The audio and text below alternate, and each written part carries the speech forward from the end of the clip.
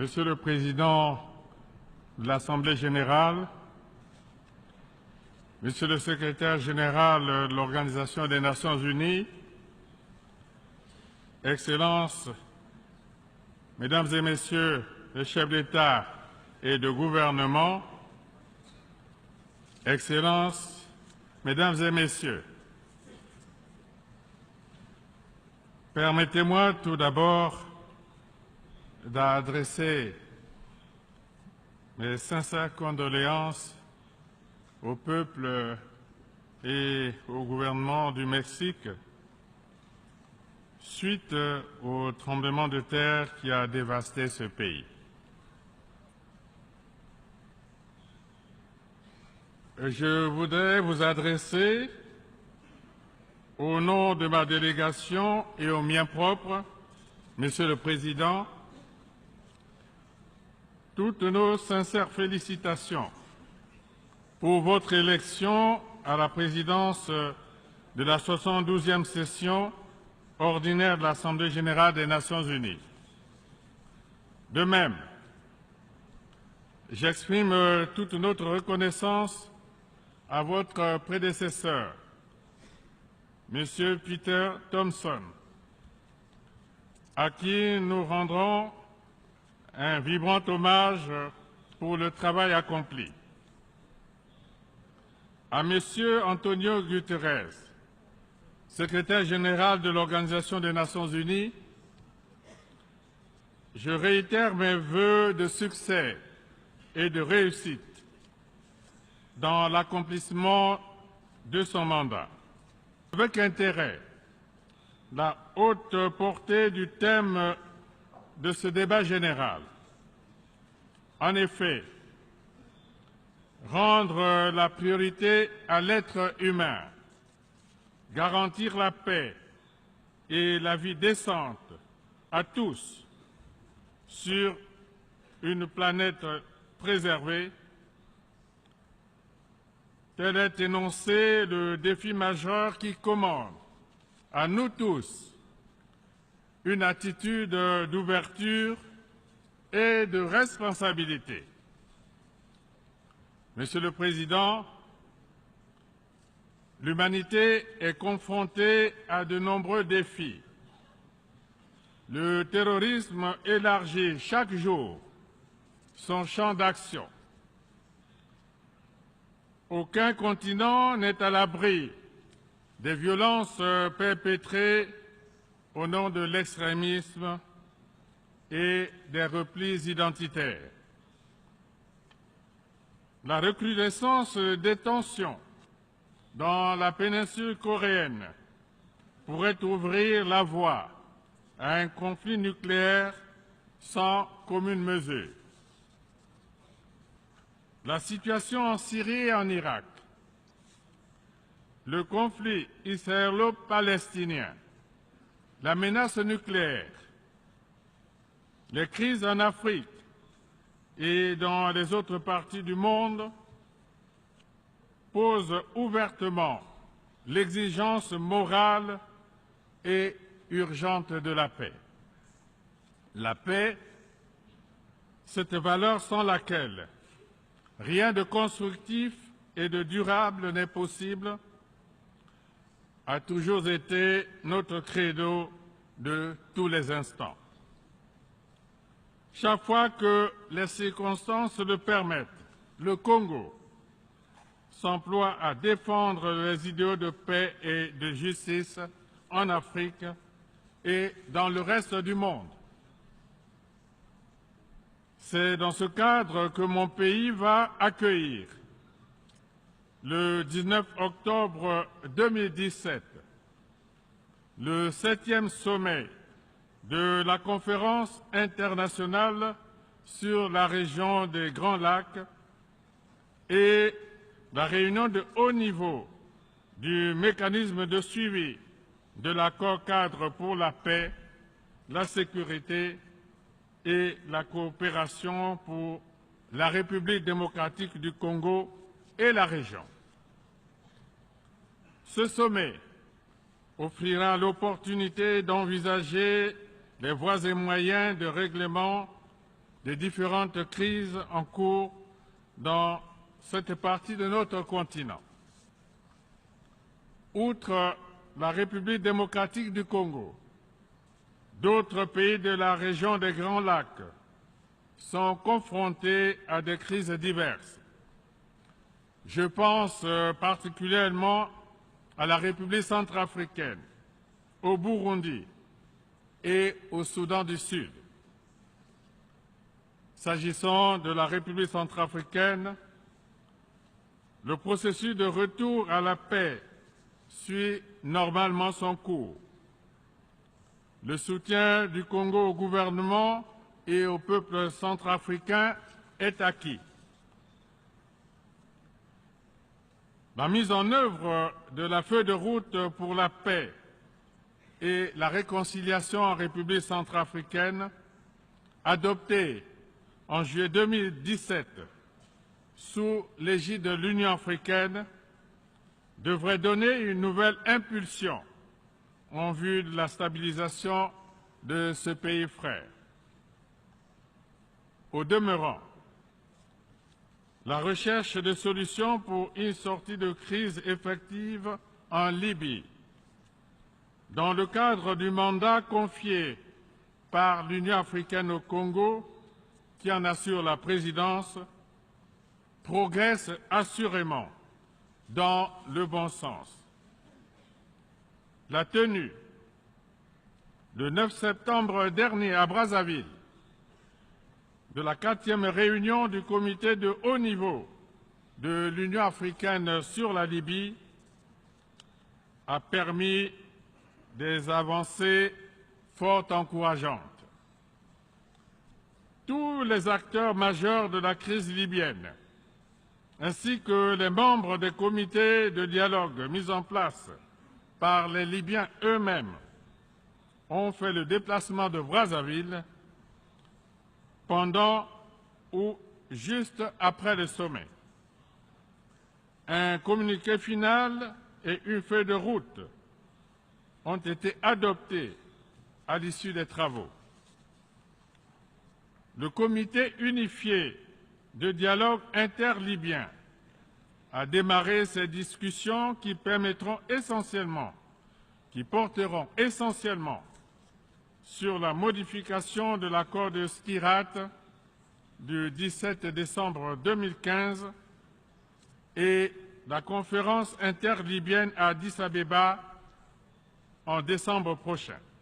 Du haut de cette tribune, je voudrais renouveler la détermination de mon pays à toujours œuvrer en faveur de la paix en Libye. C'est pourquoi j'exhorte la communauté internationale à appuyer les efforts du Congo en faveur de ces initiatives propices à un dénouement heureux de ces différentes crises. Monsieur le Président, à n'en point douter, la pauvreté constituera toujours un défi planétaire durable tant que ne sera brisé le cycle de la dépendance et des contingences dramatiques imposées par l'évolution préoccupante des écosystèmes naturels. En cela, le caractère globalisant et interdépendant de la réponse demeure incontournable.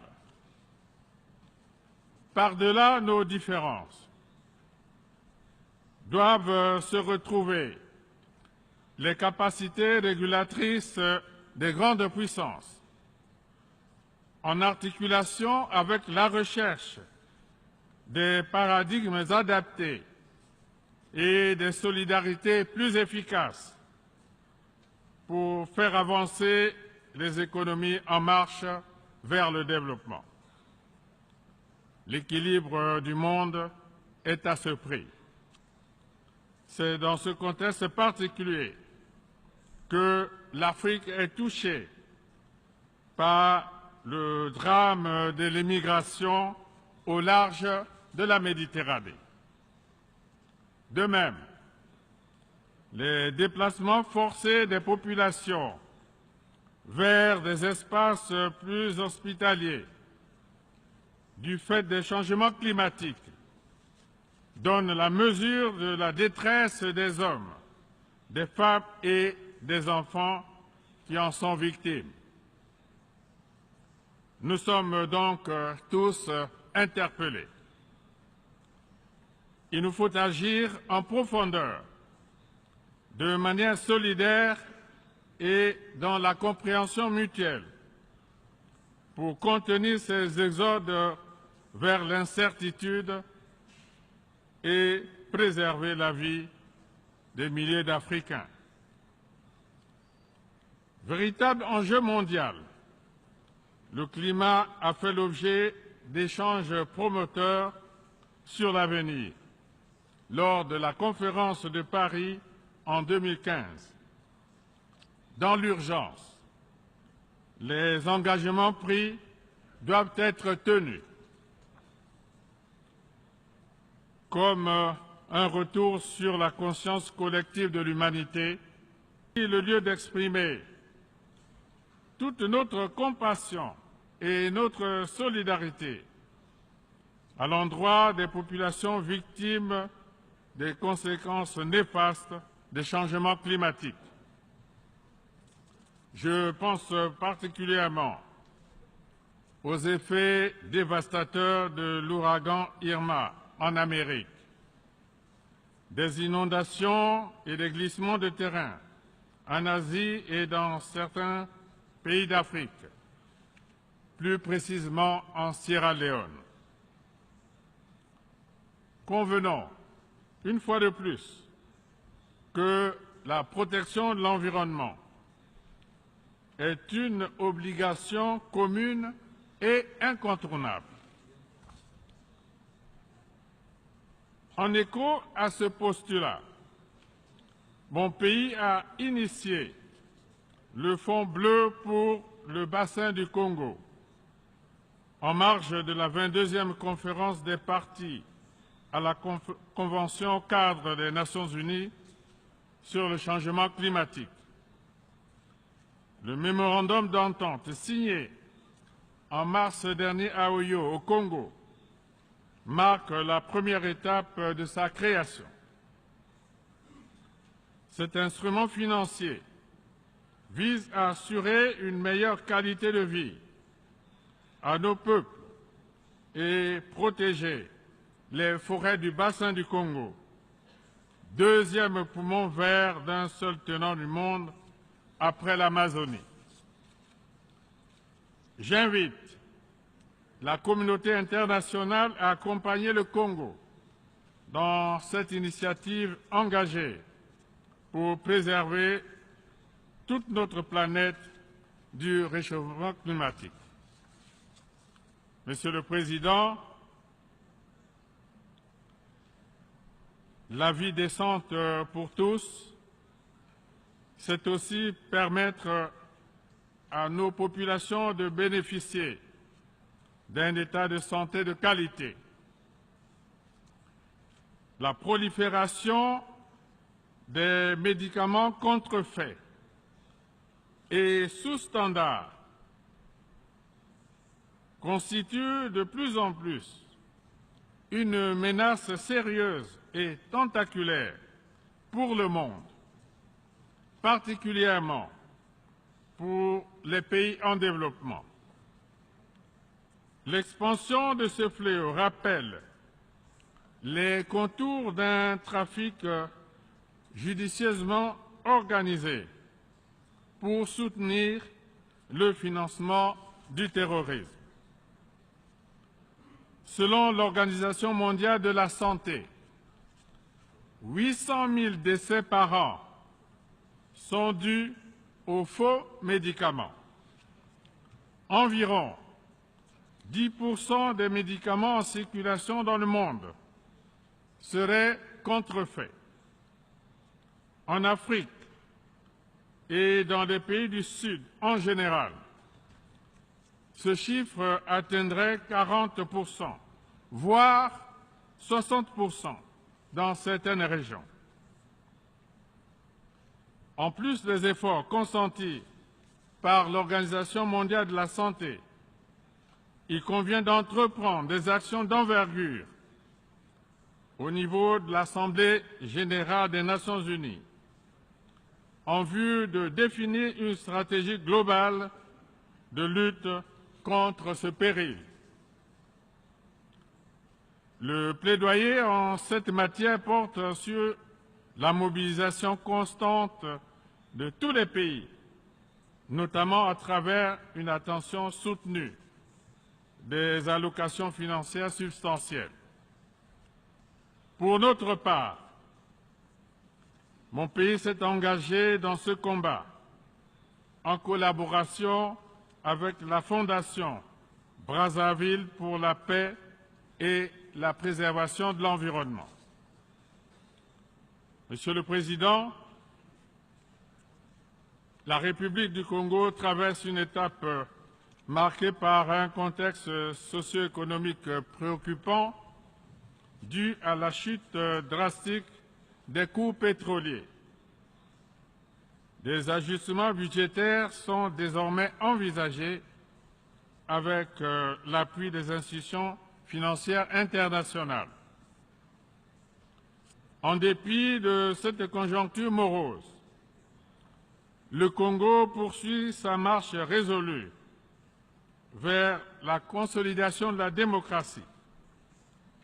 Plus que jamais, les vertus du dialogue constructif sont mises à contribution. L'armature institutionnelle a été mise en place à l'issue des élections présidentielles, législatives, locales et sénatoriales. Les forces vives de la nation exercent leurs prérogatives en toute liberté. Monsieur le Président, transformer le monde en havre de paix et de prospérité est possible. Nous en avons les preuves au fil des jours qui passent. Il nous revient de le réaliser sans jamais laisser personne au bord de la route. Je vous remercie.